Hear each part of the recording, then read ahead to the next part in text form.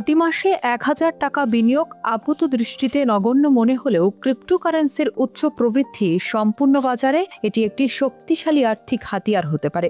গাণিতিক ভাষায় একে বলা হয় অ্যাসেট অ্যাকুমুলেশন। গত এক দশকের তথ্য বিশ্লেষণ করলে দেখা যায় বিটকয়েন বা ইথেরিয়ামের মতো মৌলিক সম্পদগুলো দীর্ঘমেয়াদে বার্ষিক চক্রবৃদ্ধি হারে ৪০% থেকে ৭০% পর্যন্ত রিটার্ন দিয়েছে।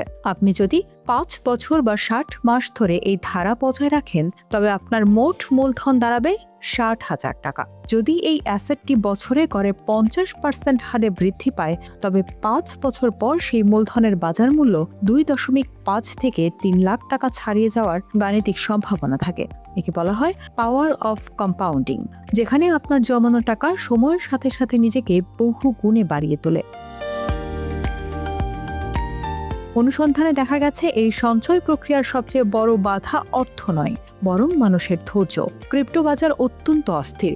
এখানে আপনার পোর্টফোলিও এক সপ্তাহে ৩০% বেড়ে গিয়ে পরের সপ্তাহে ৫০% কমে যেতে পারে। একে বলা হয় ভোলাটিলিটি রিস্ক। একজন বিনিয়োগকারী যখন দেখেন তার জমানো ১০,০০০ টাকা কমে ৭,০০০ টাকা হয়ে গেছে, তখন ভয় বা প্যানিক থেকে তিনি বিনিয়োগ বন্ধ করে দেন। অথচ ডলস কস্ট অ্যাভারেজিং কৌশলের মূল শর্ত হলো বাজার যখন নিম্নমুখী তখন বিনিয়োগ চালিয়ে যাওয়া, কারণ কম দামে বেশি পরিমাণ সম্পদ কেনার এটাই সেরা সময়। যারা এই মানসিক চাপ সহ্য করে ৫ বছরের চক্র পূর্ণ করতে পারে, ঐতিহাসিকভাবে তারাই বিশাল মুনাফার মুখ দেখেছে। প্রতিবেদনটির সবচেয়ে গুরুত্বপূর্ণ অংশ হলো বাংলাদেশের প্রেক্ষাপটে এর বৈধতা। বাংলাদেশে ক্রিপ্টোকারেন্সি বর্তমানে একটি হাই রিস্ক গ্রে এরিয়া বা ধূসর এলাকায় অবস্থান করছে। বাংলাদেশ ব্যাংক এবং BFID এর নির্দেশনা অনুযায়ী বিটকয়েন বা অন্য কোনো ডিজিটাল মুদ্রা বাংলাদেশের লিগ্যাল টেন্ডার বা বিনিময় মাধ্যম হিসেবে স্বীকৃত নয়।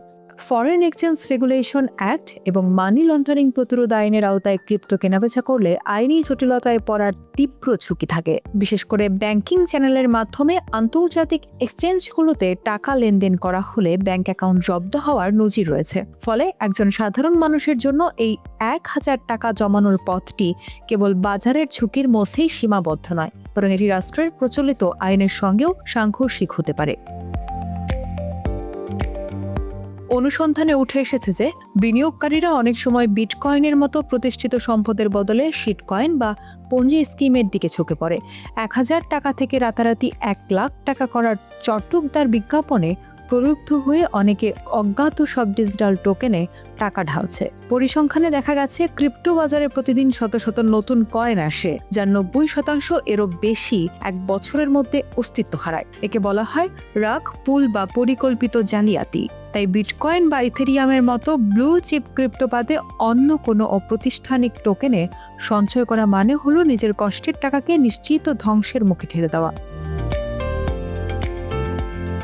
বিনিয়োগের পর দ্বিতীয় বড় চ্যালেঞ্জ হলো সম্পদের নিরাপত্তা। আপনি যদি কোনো অনলাইন এক্সচেঞ্জে আপনার কয়েন জমা রাখেন তবে সেই এক্সচেঞ্জ হ্যাক হওয়ার বা দেউলিয়া হওয়ার একটি ছোট হলেও স্থায়ী ঝুঁকি থাকে। আবার ব্যক্তিগত ওয়ালেট বা সেলফ কাস্টডি ব্যবহার করলে আপনার প্রাইভেট কি হারিয়ে ফেললে চিরতরে সেই টাকা ফিরে পাওয়ার পথ বন্ধ হয়ে যায়। বাংলাদেশে যেহেতু কোনো স্বীকৃত ক্রিপ্টো কাস্টোডিয়াল সার্ভিস নেই, তাই বিনিয়োগকারীকে নিজেকেই নিজের ব্যাংকার হতে হয়। এই প্রযুক্তিগত জটিলতা এবং নিরাপত্তার অভাব অনেক ক্ষেত্রেই ক্ষুদ্র বিনিয়োগকারীদের জন্য এই ৫ বছরের পথ চলা কঠিন করে তোলে। সর্বশেষে বলা যায় মাসে ১,০০০ টাকা ক্রিপ্টোতে জমানো একটি উচ্চ ফলদায়ক কিন্তু চরম ঝুঁকিপূর্ণ আর্থিক পরিকল্পনা। যদি কেউ বৈশ্বিক বাজারের প্রবৃদ্ধি অংশ হতে চান তবে তাকে অবশ্যই প্রযুক্তিতে দক্ষ হতে হবে এবং দেশের আইনের সীমা সম্পর্কে সচেতন থাকতে হবে। এটি এমন একটি বিনিয়োগ ক্ষেত্র যেখানে আপনি কেবল সেই টাকাই রাখবেন যা পুরোপুরি হারিয়ে গেলেও আপনার দৈনন্দিন জীবনে বা ভবিষ্যতে কোনো আর্থিক বিপর্যয় নেমে আসবে না। প্রযুক্তির সম্ভাবনা আকাশচুম্বী হলেও বাংলাদেশের আর্থসামাজিক ও আইনি প্রেক্ষাপটে এটি একটি বিপজ্জনক রোমাঞ্চ ছাড়া আর কিছু নয়। সঠিক জ্ঞান এবং সতর্কতা ছাড়া এখানে পা রাখা মানে নিজের আর্থিক নিরাপত্তাকে ভাগ্যের হাতে সঁপে দেওয়া।